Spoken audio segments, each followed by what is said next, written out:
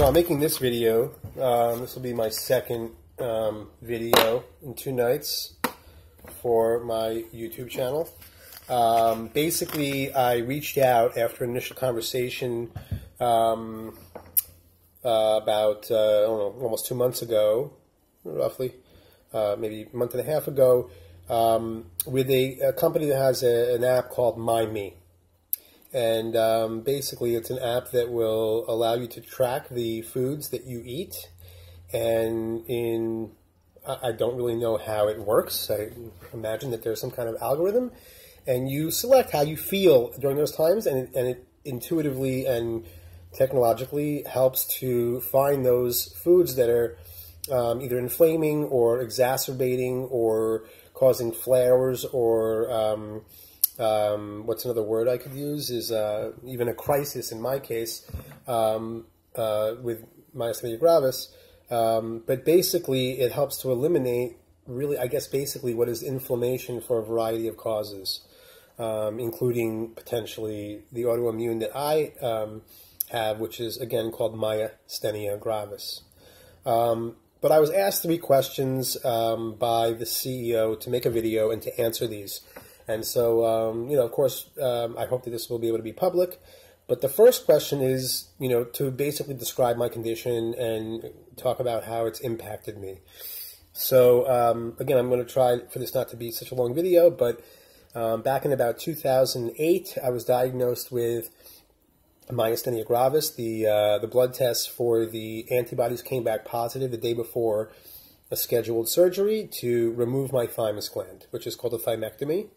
That surgery moved forward because I was not really exhibiting any symptoms of Myasthenia gravis. Little did I know that I was having trouble chewing actually the week leading up to, but I didn't really know that was Myasthenia gravis. No one had explained to me the symptoms. I hadn't looked it up because I had never heard of it. And there was my first introduction to the deficiency of the Western medical system.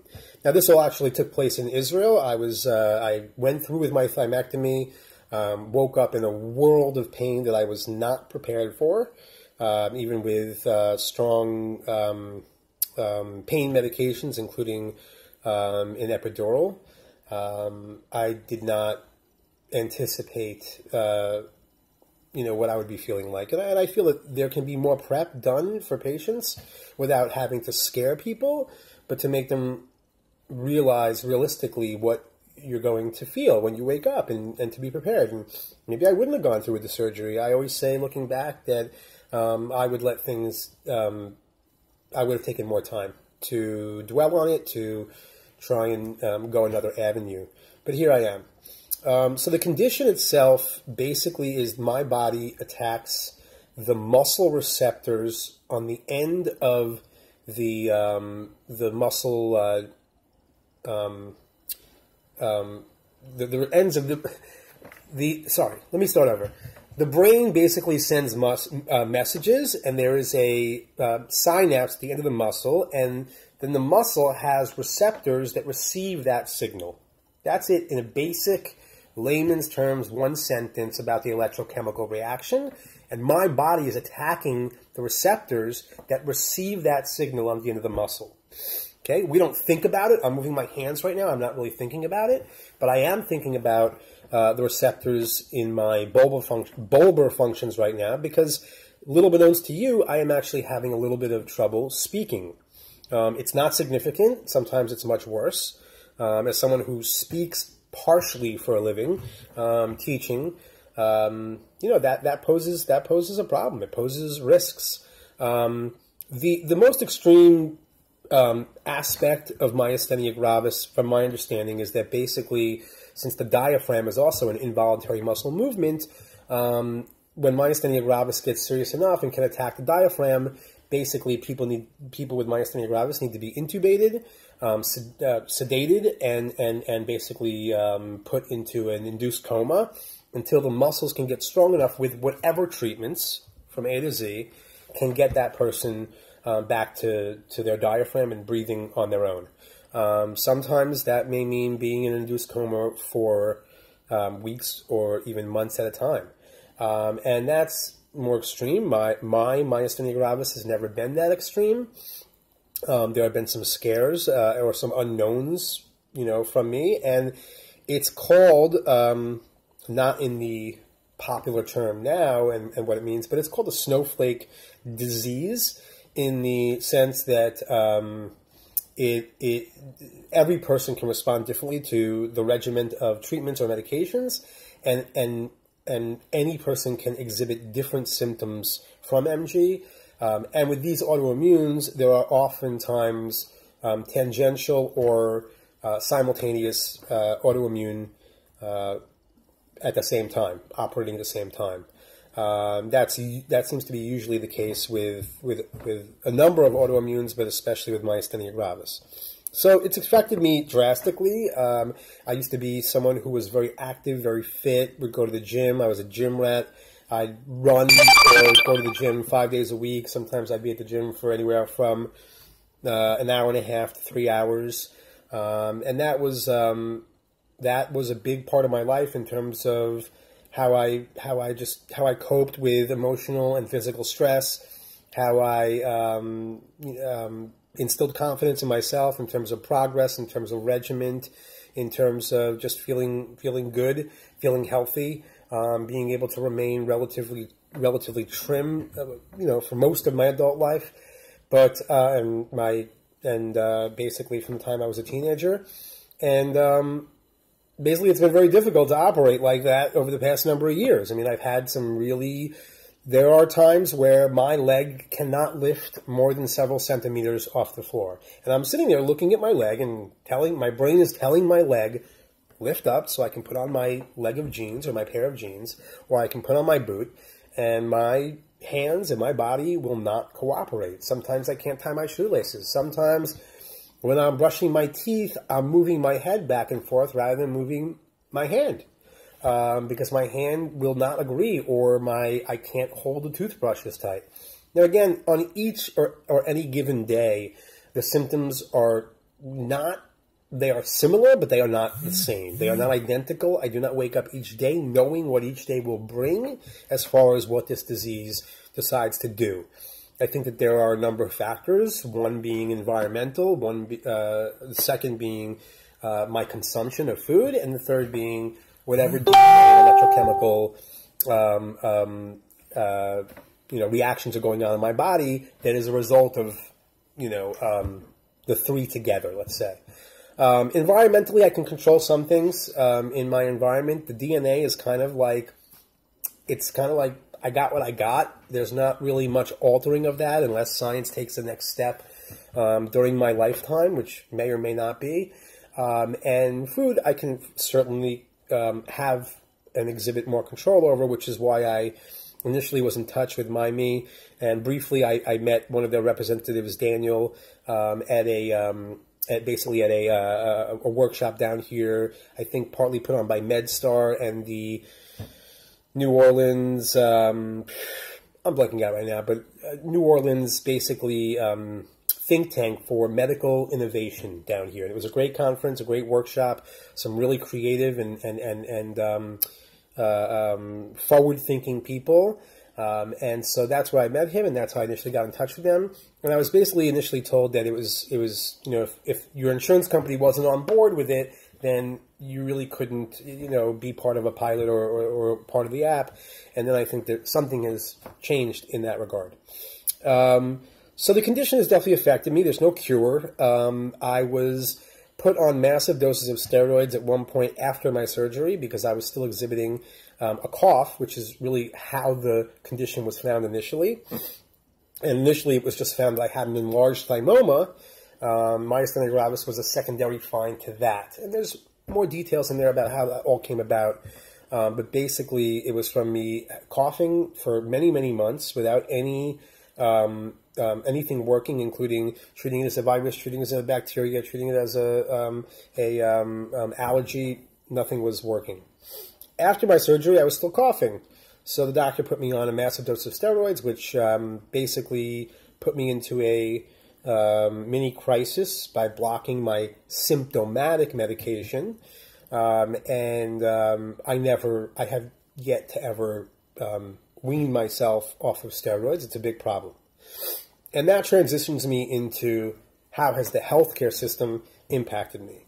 And from Israel to New York to Louisiana, regardless of the expertise, and I have no doubt that there are many doctors are, I mean, maybe not so much anymore, but they're basically scientists, or some of them are, including pharmacists.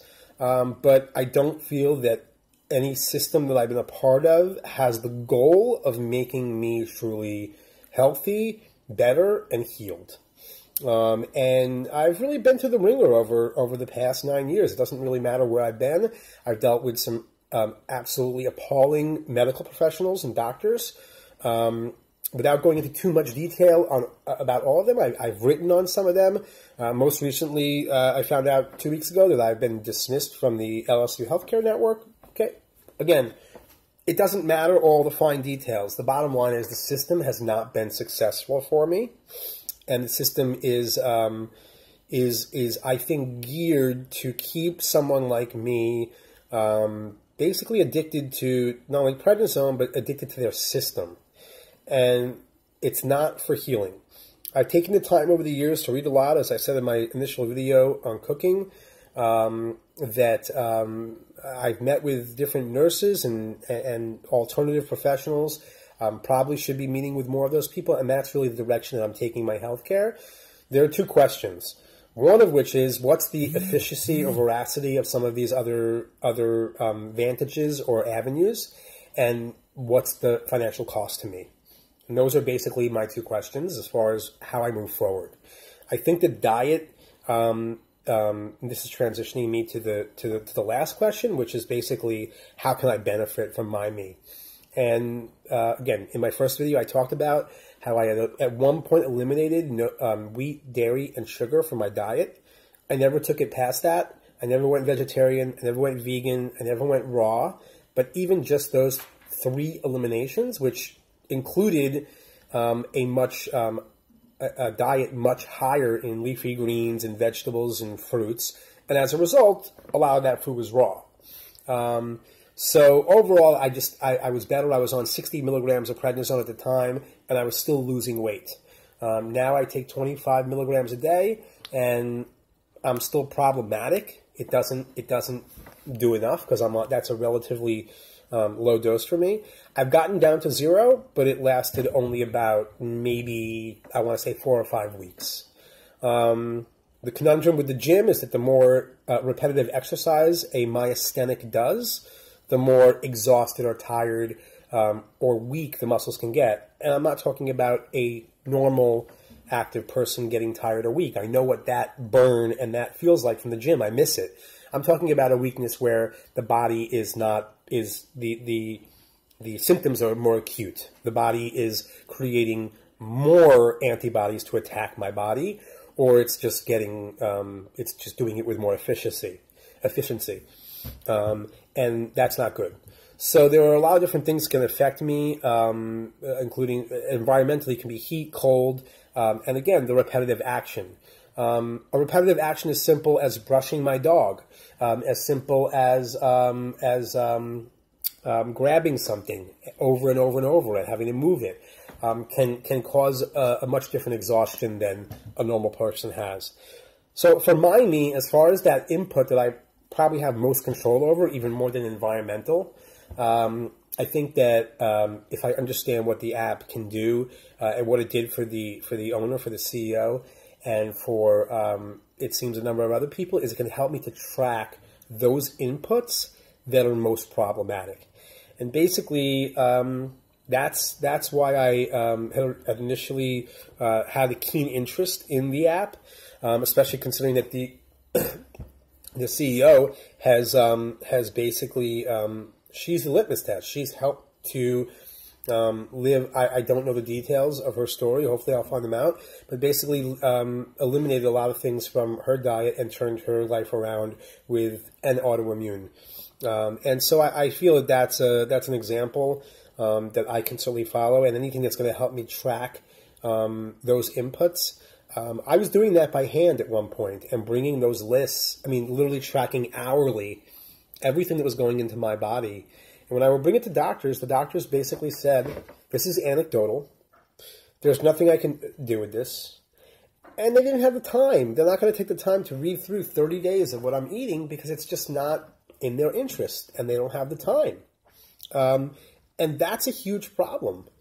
If someone takes the time to write down every single thing they're eating, and the doctor either doesn't have the knowledge, the nutritional or biological or chemical knowledge of how to assess that, and how to look for problems in that, then they should send you to someone who can, or send you to someone who does have the time, or the system is just broken and that's just never going to happen. So I'm looking forward to MyMee and the possibilities. The app is MyMee, and basically, just to sum up, my condition is a neurological autoimmune where my body creates antibodies that attack my own muscle receptors and see them as an enemy in the body. And this has impacted me greatly. Western medicine has basically been a big fail. I mean, I'm alive today. Maybe 50, 60 years ago, someone like me is in a hospital bed and there until basically the diaphragm stops, and that's it. So I'm thankful. You know, I'm in a day and age where at least I'm breathing and I'm making a video to you. But at the same time, the quality of life is, you know, for someone like me, is greatly compromised. And so I want to find a way to bridge that gap between where I potentially could be if I didn't have myasthenia gravis or didn't have these life-altering drug-induced conditions, because I'm a 41-year-old male with advanced osteoporosis in my leg and my hip, and I'm scared about what the doctor's going to tell me in a few years, that I need a hip replacement. And at this point, I'm not willing to trust. I don't trust the doctors, and I don't trust the Western system. Anytime I try to broach the alternative treatments, massage, OT, PT, cannabis, oils, anything like that with regular doctors, and it's just a, you know, I don't know what you're talking about, and I'm not going to even talk with you about it, and getting you on a cannabis list or anything like that is not going to happen. Whether it's for pain or whether it's for reducing the severity of my symptoms. And I'm not convinced that any one of those things is the answer. Maybe there's 3 out of 4, maybe it's 7 out of 10, maybe it's all of them. I don't know. But no one's taken the time besides people I've paid privately to really sit with me and take the time to help me heal. And I need to look back at my notes for the people that I did sit with that I didn't take all of their recommendations, and that came down to finances.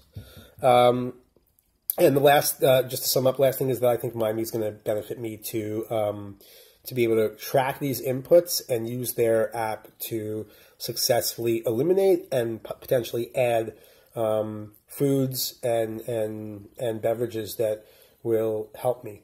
And there's some things I know already that I need to do. And so I'll take it from there. This video is longer again than I want it to be, but I just wanted to sum that up for you. And I hope you can appreciate that. And I will continue to be sharing both my cooking from the kitchen and how I'm making some of those transitions. And I will also try to update even non-cooking just with how I'm doing. I'll maybe try to show you what a bad day looks for me in terms of just like my struggle, or if I'm having trouble. A lot of my trouble is with bulbar functions and eyes and things like that. And I'll try to just keep those updated. The focus, again, is on food in the kitchen and cooking.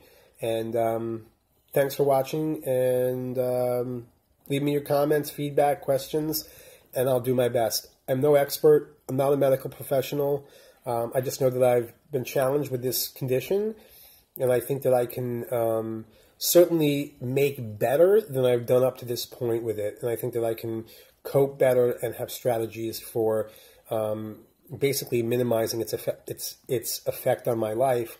I just don't think that's coming from the systems that I've been a part of. And so it's time to literally obliterate it, throw a fucking grenade at it, and look elsewhere, because these systems are failing me. And, you know, the goal is to get to a point where I can have happiness and contentment with where I am now, and then fulfillment by moving forward on the projects I'm doing that can really enhance me, bring me financial and emotional and just life security and success. It's been a big struggle to do that over these past years for a variety of reasons, and that's basically it. Thanks for listening. I'll make another video soon.